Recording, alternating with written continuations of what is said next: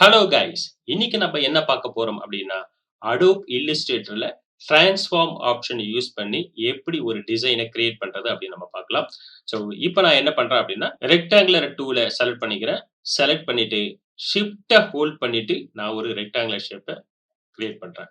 எதுக்காக shift hold பண்றேன் அப்படின்னா, எனக்கு விட்த், ஹைட் சேமா வரணும். அதுக்காக நான் ஷிஃப்ட் ஹோல்ட் பண்ணிட்டு ரெக்டாங்குலர் கிரியேட் பண்ணிட்டேன்.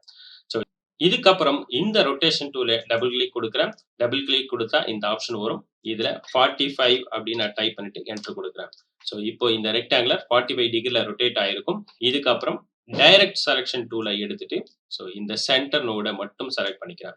இப்படி செலக்ட் பண்ணதுக்கு அப்புறம் இந்த நோட கொஞ்சம் இப்படி உள்ள தள்ளிக்கிறேன். ஸோ இப்படி எனக்கு ஒரு ஷேப் கிரியேட் ஆயிருக்கும். இதுக்கப்புறம் நான் எஃபெக்ட்க்கு போறேன். எஃபெக்ட்ல டிஸ்டார்ட் அண்ட் டிரான்ஸ்ஃபார்ம் போறேன். இதுல டிரான்ஸ்ஃபார்ம செலக்ட் பண்ணிக்கிறேன்.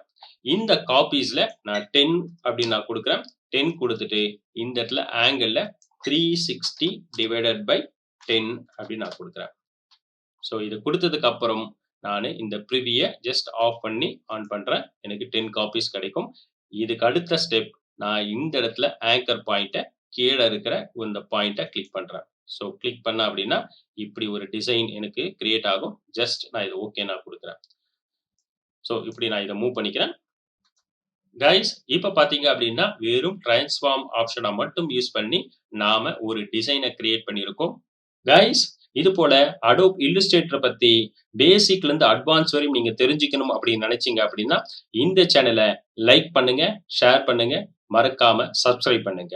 இந்த Adobe Illustrator பத்தி மாஸ்டர் லெவல்ல நீங்க தெரிஞ்சுக்கணும் அப்படின்னு நினைச்சீங்கன்னா, லைவ் ஆன்லைன் கிளாஸ் எடுத்துட்டு இருக்கோம்.